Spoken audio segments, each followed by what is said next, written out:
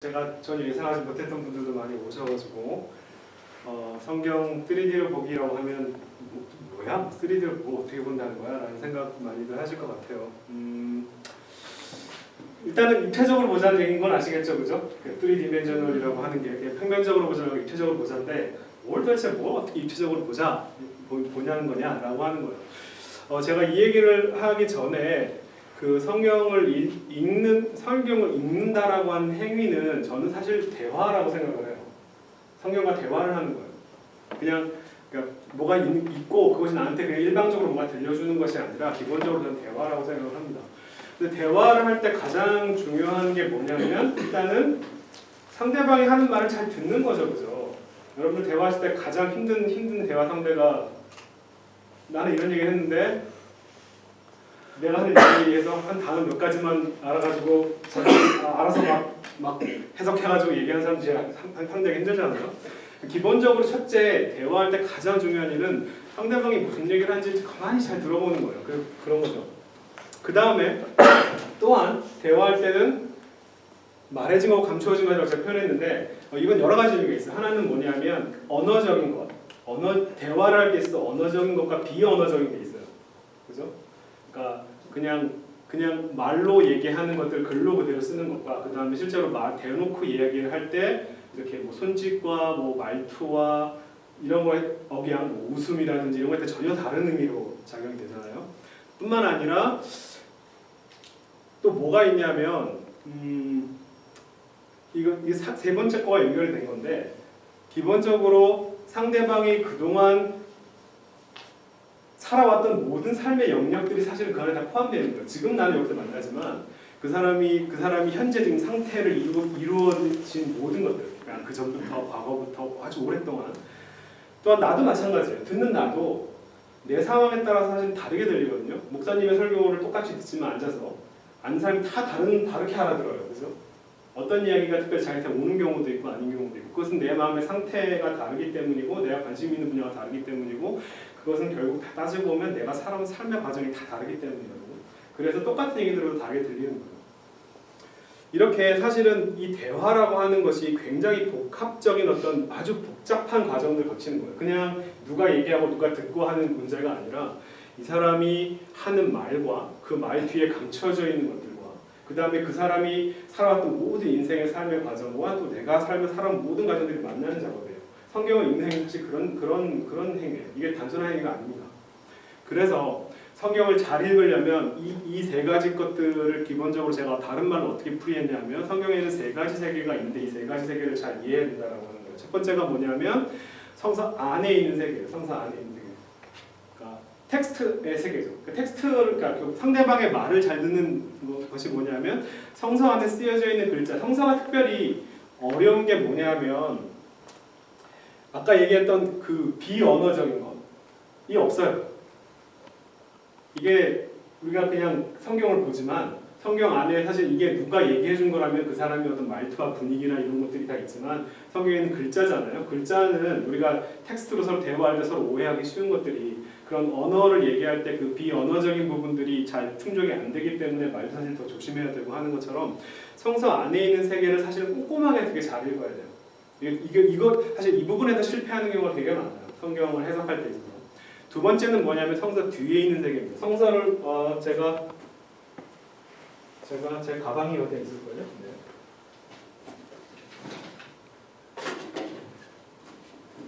이거 그냥 이거는 그냥 개혁 제가 가지고 있는 성경 이건 히브리 성경이고요. 성경이 되게 입체적으로 생겼어요, 그죠? 이게 그냥 평면이 아니고요, 그죠? 그냥 2D가 아니라 3D로 생겼어요, 그죠? 여기에 보면 이 표면에 있는 2D 이 표면에 있는 것들이 텍스트예요. 이게 성서 안에 있는 세계입니다. 여기 있는 걸 꼼꼼하게 잘 읽을 필요가 있어요. 그 다음에 성서 뒤에 있는 세계는 이 밑에 감추어진 세계예요. 역사적인 이야기들. 그러니까 사실 역사적인 이야기는 아마 뒷 배경들이죠. 성경으로 따지면 이런 역사적인 배경들은 사실 약간 전문가의 도움이 필요합니다. 그냥 혼자서 알기는 좀 쉽진 않아요. 아까 근데 우리가 그런 게 굳이 전문적인 도움이 필요 없어도 사실은 알 수 있는 게 아까 목사님께서 말씀하신 데살로니가 교회에 대해서 얘기를 하시면서 이렇게 서로 뭐 기본적으로 교회에서 뭐 사랑하고 화평하고 화목해라라고 얘기를 하면 그 교회가 안 그랬구나라고 우리가 역으로 추적하는 거잖아요. 그죠? 잘 화평하고 잘 사랑하는 교회에 사는 사람들한테 화평하라 얘기할 필요가 없는 거잖아요. 그건 사실은 텍스트를 통해서 그 뒷세계를 보는 거예요. 그렇지 않으니까 저런 얘기를 하겠구나라고 그 감추어진 의도를 우리가 파악하는 훈련은 우리가 기본적인 문학 공부를 좀 했으면 문학 공부를 하지 않아도 우리가 대화를 할 때 상대방이 왜 쟤는 저런 얘기를 하지? 이런 고민들 자체가 사실은 그런 뒷세계를 궁금해하는 아주 기본적인 대화의 방식이에요. 그 다음에 성서 앞에 있는 세계입니다. 성서 앞에 뭐가 있어요? 성서 앞에 뭐가 있죠? 네, 보는 내가 있죠. 네, 보는 내가 있어요. 내가 어떤 생각을 가지고 있냐에 따라서 똑같은 얘기가 전혀 다른 이야기를 받아들일 수가 있어요. 이게 사실은 이 세 가지가 그렇게 되게 중요한 거예요. 이 어느 것 하나도 사실은 우리가 성경을 읽을 때 이 세 가지가 뭔가 조화를 잘 이루어서 해야 되지 어느 하나에서 이게 소위 말하는 삑사리가 나기 시작하면 전부 다 틀려지기 시작하는 경우가 되게 많아요. 그래서 이것들을 실패한 경우들을 먼저 예를 한번 들어볼게요. 첫 번째, 성서 안에 있는 세계를 우리가 잘 못 읽어서 생겨난 경우들.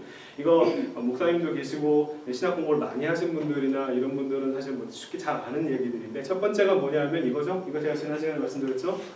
내 시작은 미약하였으나 내 나중은 심창자리라. 이거 이 교회뿐만 아니라 뭐 여기저기 옛날에 저희 집에도 네, 개업할 때 장사하는 집에 저희 집에도 옛날에 이거 있었던 것 같아요. 제 기억에. 이게 되게 멋져요. 이거 말이 진짜 멋있어요. 제가 이거 히브리어로도 읽었었고 영어 성경으로 읽었는데 영어 성경의 번역이나 히브리어 말도 사실 그렇게 멋있지 않아요. 근데 이거 우리말 번역하신 분이 너무 기가 막히게 번역해놨어요. 너무 예뻐요. 이 표현이 너무 멋있어요. 그래서 이게 아주 우리나라에 굉장히 많이 펼쳐져 있죠. 그런데 이건 성서 안에 있는 세계를 잘 못 읽어서 생겨난 행동이에요. 첫 번째 뭐냐면 이게 누구의 말이냐면 욥기에서 욥의 하나님의 얘기도 아니고요. 네? 욥의 얘기도 아니고 빌닷이라고 하는 친구가 한 얘기예요. 뭐 친구가 한 얘기라고 해서 뭐 이건 의미가 없는 얘기냐? 그건 아니겠죠. 그건 아니겠죠. 뭐 친구가 뭐 이건 뭐 욥의 친구 하나님 난 이런 하나님이었으면 좋겠다는 생각이 들기도 합니다. 문제는 뭐냐면 욥기를 전체적으로 한번 읽었을 때 이 친구의 말이 갖고 있는 성경 중에서 그 욥기 안에 성경 중에서 빌닷이라고 하는 친구의 한 사람인데 욥의 친구 중에 한 사람이 갖고 있는 그 말의 가치예요. 욥기 전체 내에서 뭐냐면 욥기 맨 마지막에 하나님께서 이런 얘기를 합니다. 이거는 그냥 개역개정할 때 그대로 따온 거예요. 여호와께서 대만 사람 엘리바스에게 이르시되 내가 너와 내 두 친구에게 화났다. 왜냐? 너는 나를 가리켜 말한 것이 옳지 못하다. 너 틀렸다라는 얘기예요. 쉽게 얘기해요. 그러니까 이런 전체적인 이야기 속에서 빌닷의 말의 가치를 알아야 돼요. 근데 이거 없이 그냥 말 멋있네라고 따온 거죠. 하나님이 했을 법한 말 같아 보여요. 사실은 저도. 우리 교회도 이랬으면 좋겠어요. 우리 교회 앞에다 한번 붙여놓을까요? 그럼 좋을 것 같은데. 자, 아무튼 그렇습니다. 그러니까 이런 전반적인 텍스트 자체 내에서 이 이야기가 어떤 의미를 갖고 있는지를 파악하지 못하고 그냥 앞뒤 다 잘라내고 하나만 따온 거예요. 네. 이렇게 사람하고 대화하면 안 되겠죠. 근데 교회에서 그런 일들 수없이 많이 해봤어요, 사실은. 두 번째는 뭐냐면 이거는 제가 요거 왜 따왔냐면 자, 이게 전도서에 있는 얘기인데요. 인생의 혼들은 위로 올라가. 그러니까 인생이란 말은 사람이에요. 사람의 영은 죽어서 하늘로 올라가고 짐승의 혼은 땅으로 내려간다. 는 줄을 누가 이거 개역개정의 번역인데요. 이게 히브리어로 보면 이런 것을 아무도 모른다는 뜻이에요. 기본적으로. 네? 근데 이걸 이렇게 번역하면 이게 애매해요. 이게 사실인데 이걸 사실을 아무도 모른다는 얘기인지 아니면 이렇게 된다는 걸 아무도 모른다는 얘기인지 사실 이거는 사실인지 아직 모른다라고 하는 얘기인지 아니면 여기까지는 사실인데 이걸 아무도 모른다는 얘기인지 사실 명확하지 않아요. 그래서 딱 이걸 가지고 제가 JMS 문건을 한번 본 적이 있었는데 JMS 문건이 이걸 딱 이용하면서 그래서 인간의 영혼은 하늘로 가고 짐승은 땅으로 간다. 이 본문 가지고 그 얘기를 하더라고요. 그러니까 되게 이분법을 강조하고 하는 그런 데서는 이런 얘기들을 많이 해요. 그 구절이 이거예요. 하필 다른 것도 아니고. 자, 그런데 여러분 성경들 가지고 계시나요 지금? 혹시 성경 가지고 계신 분 있나요? 근데 이거는요 앞뒤를 다 잘라놓고 읽은 거예요.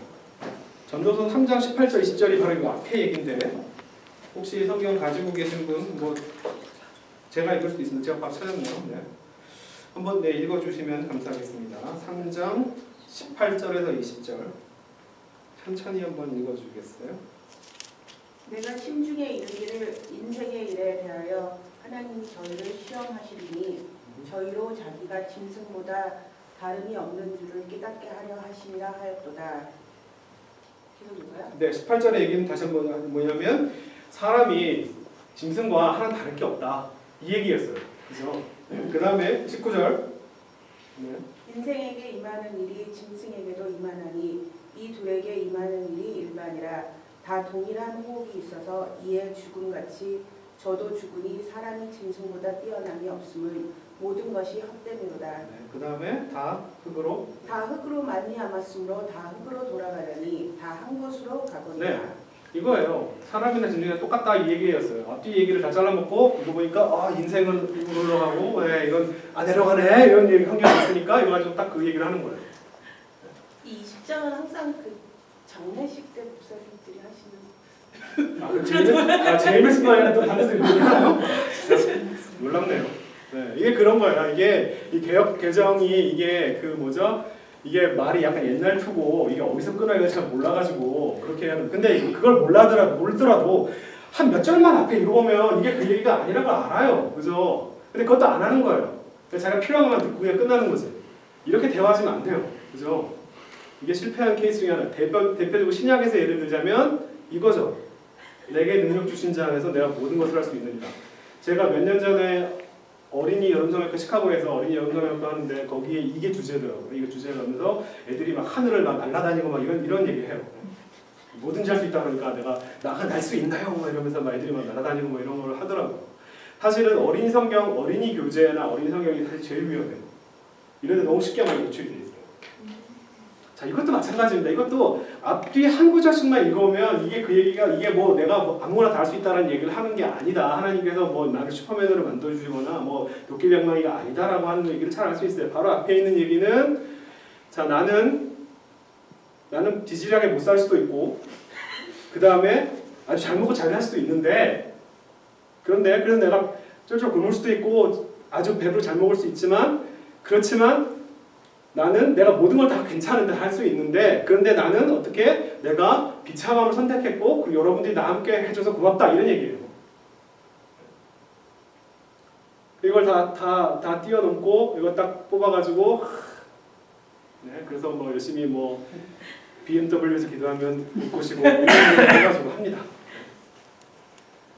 그러니까 이게 하나님이 이런 식으로 대화하는 사람들을 하면 얼마나 답답하겠어요, 그죠? 야, 하는 얘기 좀 잘 들어봐 좀. 잠깐. 근데 이거 저희가 하는 게 이 지금 대한교회 작업들인데요. 대한교회 제가 생각하는 대한교회의 가장 큰 것은 질문할 수 있는 거예요. 반대를 할 수도 있고요, 질문할 수 있고 질문이 언제든 허용됩니다. 그리고 제 강의 중에 언제든 끼어드세요. 언제든 질문하세요. 네, 하여튼 전혀 신경 쓰지 마시고요. 저는 그냥 계속 할 테니까 언제든지 끊고 얘기하세요. 상관없습니다. 이 좋은 강사와 나쁜 강사의 차이는 질문을 두려워하느냐 아니냐의 차이죠. 저는 전혀 두려워하지 않습니다. 자, 그 다음에 그렇죠. 이런 식이에요. 그 다음에 이번에 성경 뒤에 있는 세계를 잘 알아야 돼요. 이건 역사적인 그런 작업들이기 때문에 학자적인 도움들은 필요합니다. 뭐 공부하신 분들은 아시겠지만 이게 하나님의 이름이라고 하는 신명이라고 하는 게 테트라그라마톤이라고 하는 게 성스러운 네 문자, 테트라라고 하는 말은 네 개란 말이고 그라마톤이라고 하는 말은 글자라고 하는 말인데 이게 바로 히브리어로 써 있는 하나님의 이름이에요. 이거를 뭐 히브리어로 읽으면 요드, 헤이, 바브, 헤이인데요. 이거 영어로 쓰면은 YHWH예요. 간단합니다. 그냥 여기 자음만 써 있는 거야. 모음은 없어요. 자음만 써 있는 겁니다. 아이고 이런. 자. 요드 헤이 바브 헤이가 하나님의 이름인데 이 이름을 읽는 방식이 영어로 쓸게요. 네, 요드 헤이, 바브 헤이. 히브리어는 이순으로 읽고요. 영어로 이렇게 씁니다. 그냥 YHWH라고 이렇게 써요. 네, 저는 이렇게 쓰는데. 자, 그런데 이거를 갖다가 우리 개역개정판 맞지만 여호와라고 있죠. 여호와라고 있습니다. 혹은 표준 세번역은 주님이라고 번역해놨고요. 이 단어를 발음하지 않고 그 다음에 공동 번역에서는 야훼라고 번역해놨어요. 이런 말 혹시 들어보셨죠? 여호와 야훼 이런 얘기 혹시? 네, 이거 이 여호와라고 하는 말이 어디서 생겨났는지 혹시 그러니까 그거를 이제 설명해 드리는 거예요. 이 여호와라고 하는 단어가 어떻게 생겨났는지.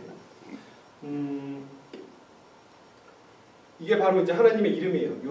이거 하나님의 이름인데 이게 예전에는 발음을 했어요. 이 하나님의 이름을 발음했어요. 발음했다는 증거는 사람들의 이름들의 이 신명들이 들어가요. 예를 들면 뭐 이사야후, 뭐 예레미야후 이런 하나님의 이름 비슷한 그런 신명들이 사실 그 안에 들어가 있어서 분명히 성경 시대에는 이거 발음을 했을 거예요. 하나님 이름 발음을 했었는데.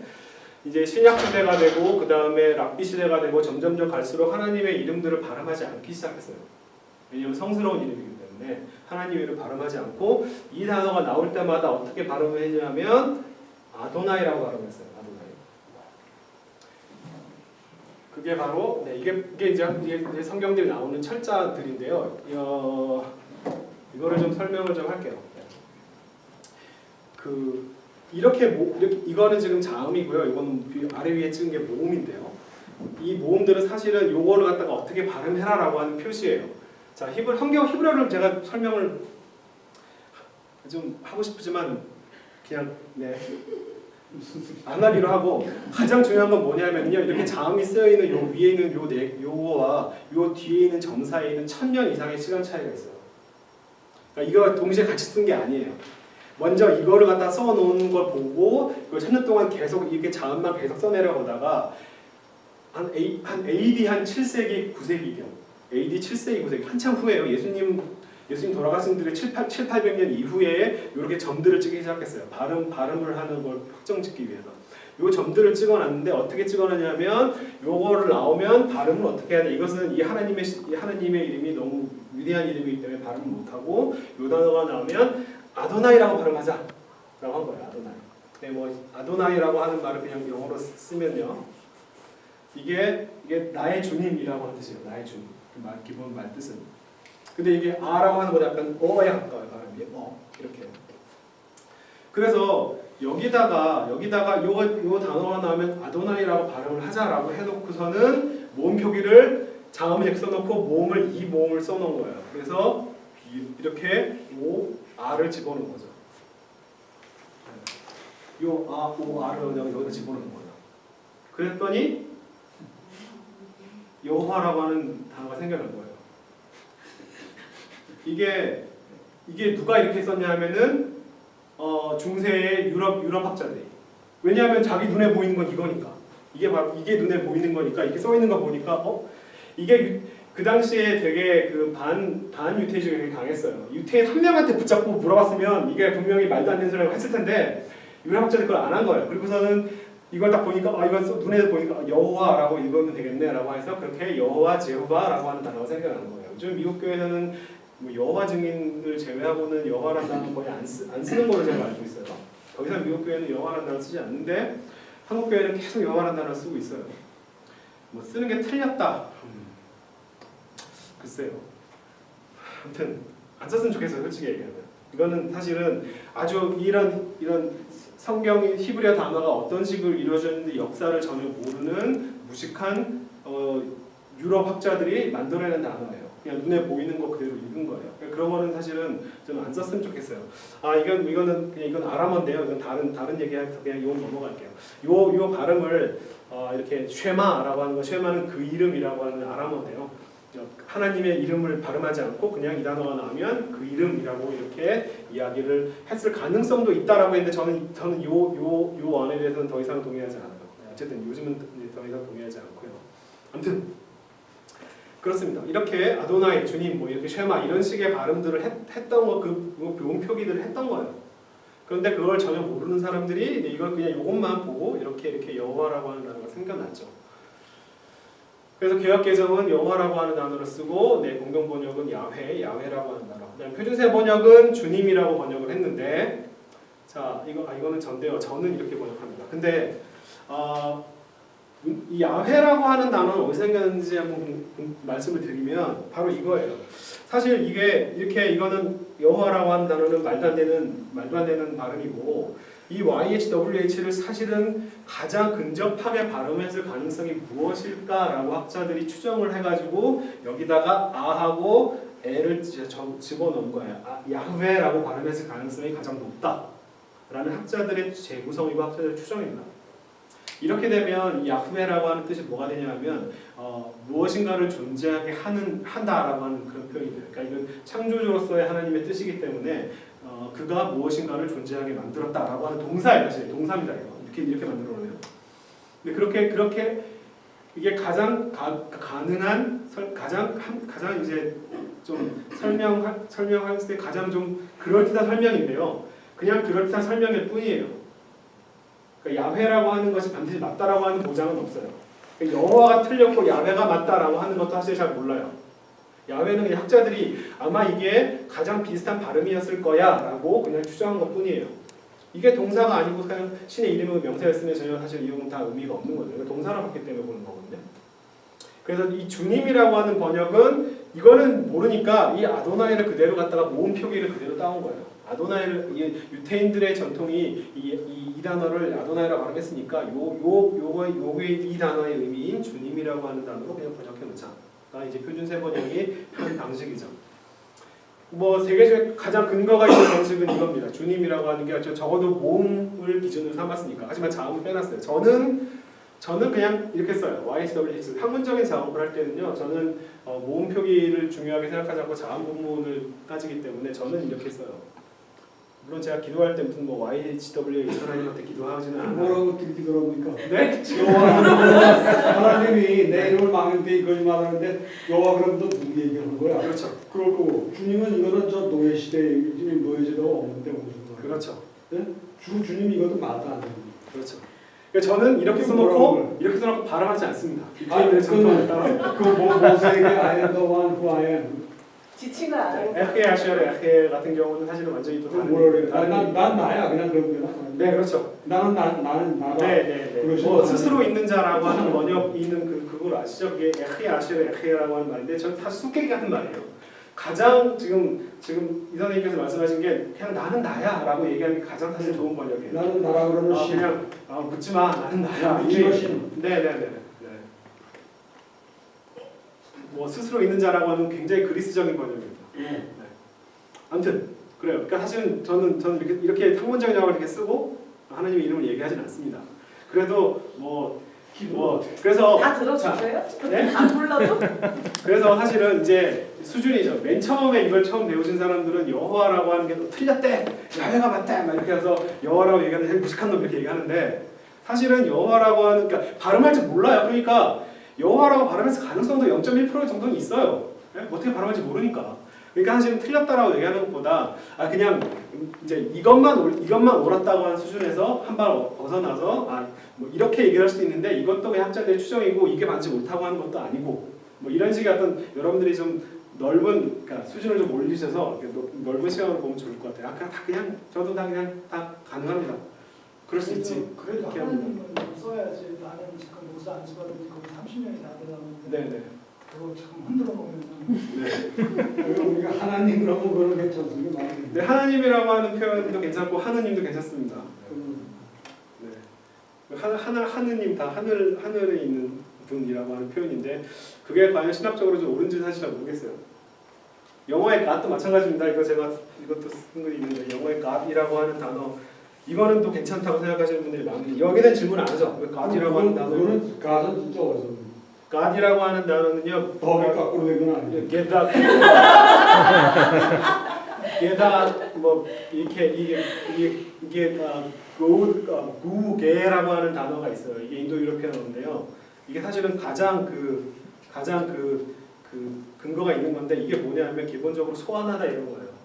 소환. 부르다 이거예요. 부르다. 제사에서 그다음에 또한 술이나 제사 때 술이나 물을 붓다라고 하는 단어에서 나왔어요. 그러니까 제사를 지낼 때 소환되는 신이에요. 그러니까 잡신. 이 단어의 원래 원류가 그래요. 이 가디라고 하는 단어 자체의 원류가 이게 그러니까 인도 유로피안 중에 게르만족 언어거든요. 근데 게르만족들이 기독교로 화되기 전에 한참 이전부터 썼던 단어예요. 그러니까 자기네들이 제사 때 술 부르면 오는 그런 신들을 가리킬 때 이 단어를 썼던 거예요. 그 단어가 기독교가 되면서 쓴 거죠. 고태라고 하는 거죠. 고태.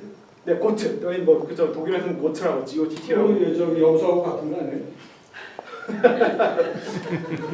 발음이 비슷해. 뭐 염소신이고 여기는 개신이고 그런가요? 아무튼 염소 제사 받는 신. 네. 근데 이게 다 같은 어원에서 온 거예요. 그래서 이게 사실은 뭐 우리가 하나님 가지고 싸우지만 사실은 이게 더 웃기는 단어예요. 사실 수준을 따지면.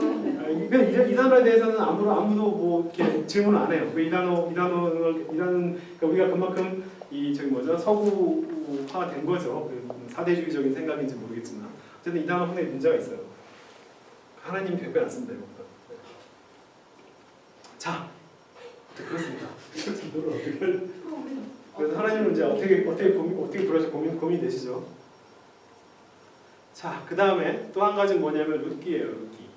자, 룻기라고 하는 것이 이 성서의 룻기가 제가 이건 이제 히브리어를 가르치면서 가장 이렇게 쉽게 가르치는 가장 이제 되게 쉬워요. 룻기는 히브리어로 배우기 되게 쉬운데 이게 표면적인 가르침과 이면적인 가르침 이력이 완전히 다른 책 중에 하나예요. 이게 완전히 이거를 모르면 완전히 다른 얘기가 돼요. 이 책은요. 자, 룻기 여러분들 뭐 목사님 설교하시거나 할 때 다 대부분 내용이 이렇죠. 이방인 여자가 이렇게 하나님 뭐죠? 그 시어머니 잘 따랐더니 결국은 복 받아서 뭐죠? 다윗의 할머니가 되었다. 이런 거예요. 그래서 되게 신앙의 어떤 선조를 잘 따르고 뭐 이런 얘기 막 하세요. 이런 얘기 막 대부분 하죠. 그런데 이 룻기는 사실은 룻기가 위치가 뭐냐면 우리가 갖는 기독교의 성경에서는 룻기는 사사기 뒤에다 갖다 놨어요. 왜 그러냐? 룻기를 왜 사사기 뒤에 갖다 놓냐면 룻기 맨 처음 시작할 때 한 문장 때문이에요. 이것은 사사들이 다스리던 시절에 있었던 일이다라고 하는 딱 한 문장이 앞에 나와요. 그것 때문에 사사기 뒤에 있을 것이다라고 집어넣은 거예요. 네? 그거밖에 없어요. 자, 그런데 자, 우리가 요즘에도 21세기에도 조선시대, 고려시대 뭐 이런 얘기 하잖아요. 그러니까 그래서 요즘 고려시대 때 만들었으면 이게 다 고려시대 얘기인가? 그렇지 않잖아요. 이것도 마찬가지예요. 옛날 이야기를 하는 거예요. 그래서 반드시 사사시대에 있었던 일이다라고 얘기했을 때 반드시 사사시대 뒤에 갖다 놓을 필요는 없어요. 이게 히브리 성경에서 어디에 있느냐 하면은 잠언과 전서 사이에 있어요. 잠언과 전서 사이에 있습니다. 이거 제가 히브리 성경 이게 히브리 성경인데 히브리 성경은 크게 세 가지로 나눠져 있어요.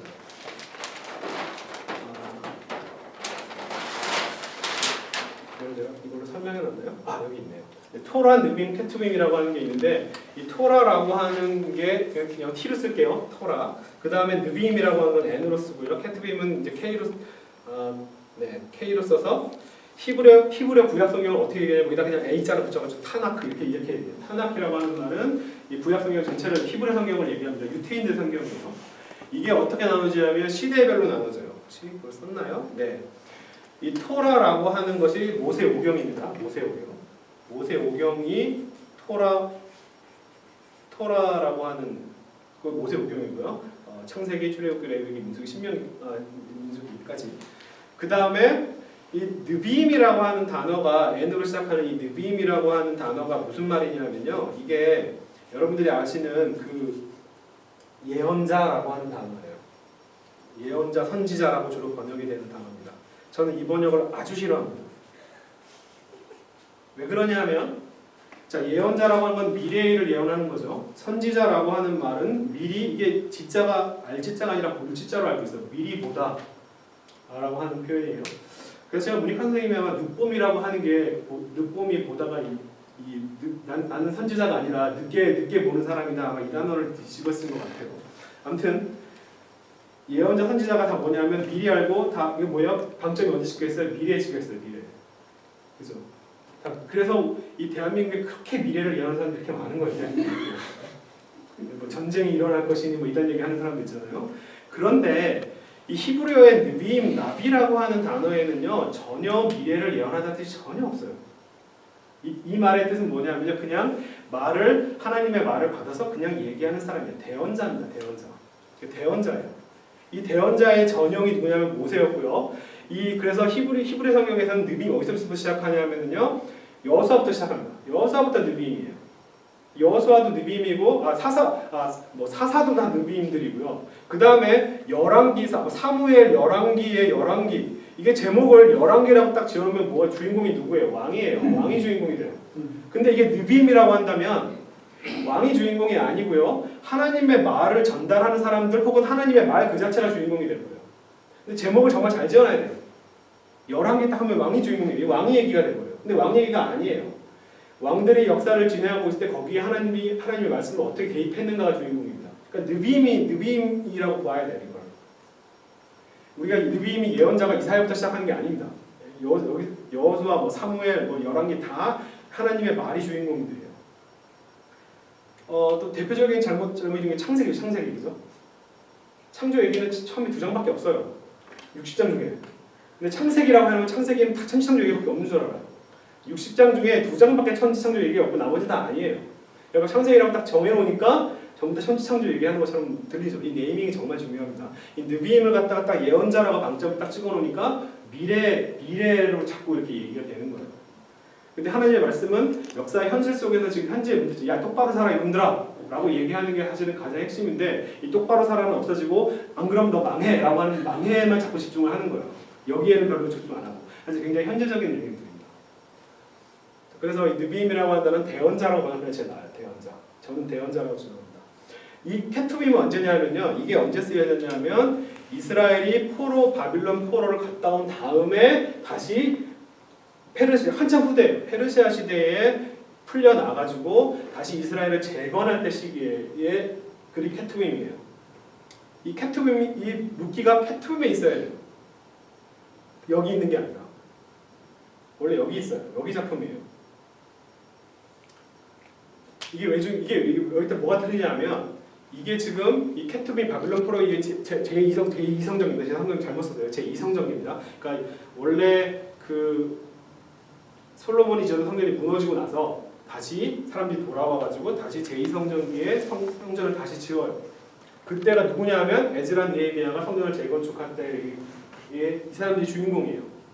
이 사람들의 신학이 혹시 뭔지 아세요? 에즈라 느헤미야의 신학? 우리가 도대체 하나님의 선택받은 백성이라고 하는 우리들이 도대체 왜 이렇게 하나님의 이 징벌을 받아가지고 나라를 잃고 남의 나라에 가서 이 고생을 하고 왜 이럴 수밖에 없었는가라고 하는 것에 대해 에즈라 느헤미야가 어떤 해결책을 냈냐, 어떤 이유로 냈냐면 너희가 이방인들하고 결혼했기 때문이다. 너희가 이방인을 결혼해서 이방신들을 데리고 왔고 그래서 에트닉 클렌징이라고 합니다. 그게 뭐냐면 너희가 지금 결혼한 이방자들하고 거기서 나온 애들 다 내쫓아버려. 라고 그게 그 당시에 소위 말하는 주류신학이에요. 주류신학. 에즈라 느헤미야 같은 파워 있는 사람들이 그런 식으로 얘기를 했어요. 그래서 사람들은 많이 떠났겠죠? 거기에 룻기를 다 갖다 놓은 거죠. 룻기는 다 완전 다른 얘기죠. 뭐 있나요? 없나요? 없네요. 뭐예요? 그거예요. 자, 야, 니네 어떤 피어블러드 이런 얘기하지 웃기는 소리 하지 마.